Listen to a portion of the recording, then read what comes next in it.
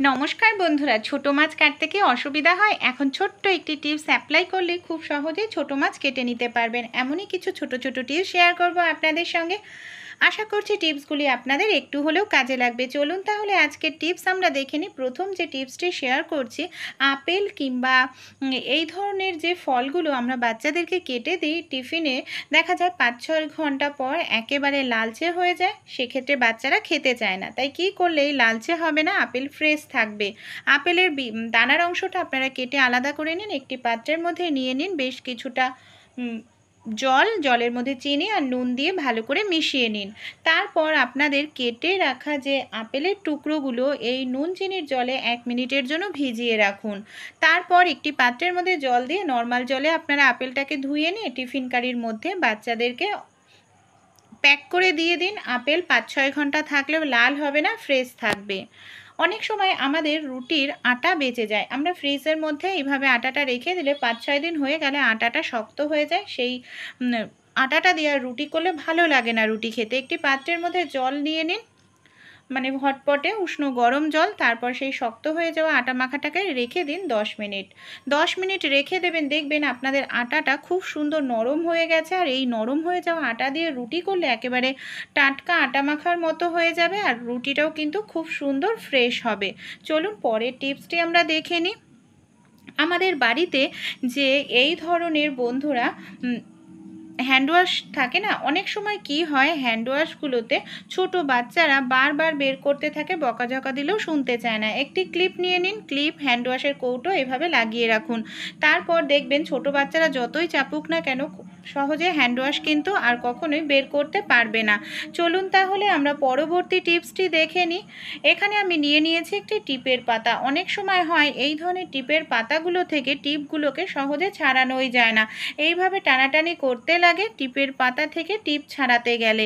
আরও একটি সমস্যা, এটা কিন্তু আমাদের স্কিনের জন্য ক্ষতিকর, কারণ এতটা আঠা থাকলে অনেক সময় কপালে পড়লে টিপের জায়গাটা একটা দাগ সৃষ্টি হয়ে যায়। যখন আমরা ভাত রান্না করি, ভাতের হাঁড়ির ওপর আপনারা এইভাবে টিপের পাতাটাকে 1-2 সেকেন্ডের জন্য রেখে দিন। বেশি সময়ের দরকার নেই। আপনারা যদি 1-2 সেকেন্ড রেখে দিন, যে টিপের পাতাটা আপনাদের হালকা একটু গরম হবে, তাতেই দেখবেন যে আঠাটা আছে, আঠাটা কিন্তু খুব সহজেই অনেকটাই কমে যাবে। তারপর আপনারা এই টিপের পাতা থেকে ছাড়িয়ে নিয়ে খুব সহজেই টিপটা পরে নিতে পারবেন। এবার যদি টিপটা পরেন, আপনাদের কিন্তু স্কিনেরও ক্ষতি হবে না, খুব সহজেই টিপটা তুলতে পারবেন।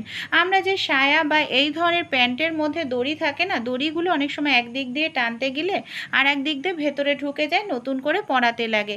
তাই একটি সুচ সুতো নিয়ে নিন। সুচ সুতোর সাহায্যে আপনারা এইভাবে যে সায়া হোক বা প্যান্ট হোক, এইভাবে 1-2 ফোঁড় তুলে রাখুন।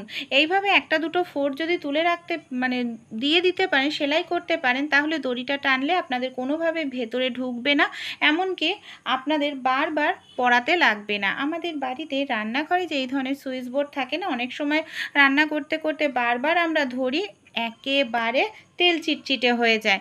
তাই সামান্য পরিমাণ আপনারা নিয়ে নিন ভ্যাসলিন।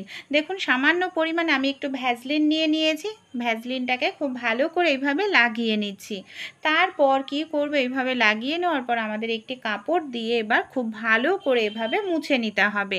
এইভাবে মুছে নিলে যে তেল কাস্টে নোংরা কালির দাগ আছে না, সেগুলো কিন্তু খুব সহজেই উঠে পরিষ্কার হয়ে যাবে। আর তেলতেলে ভাব দূর করার জন্য আপনারা এখানে নিয়ে নিন সামান্য পরিমাণ একটু পাউডার, এইভাবে ছড়িয়ে দিয়ে সুইচ বোর্ডটাকে মুছে নিন। দেখবেন একেবারে পরিষ্কার পরিচ্ছন্ন থাকবে আপনাদের সুইচ বোর্ড, কোনো রকম তেল চিটচিটে ভাব থাকবে না।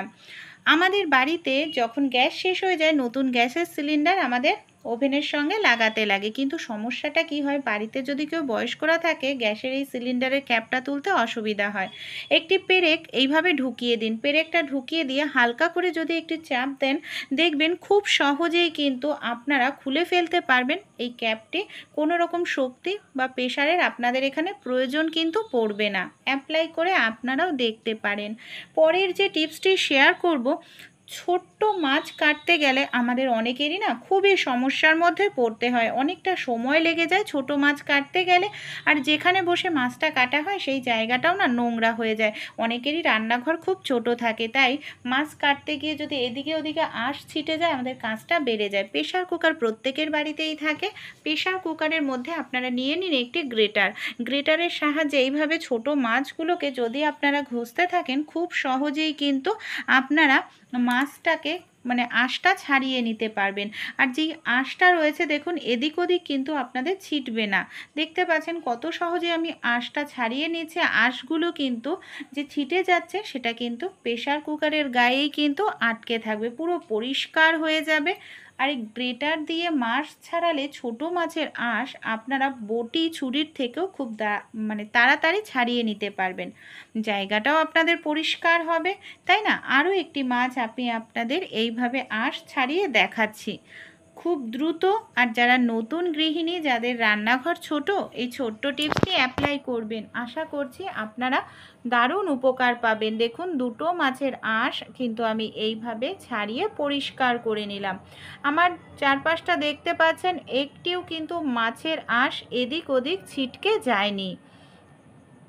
যতটা মাছের আঁশ আছে প্রেশার কুকারের মধ্যেই রয়েছে। এবার কি করব, আমি এখানে নিয়ে নেব একটি কাঁচি।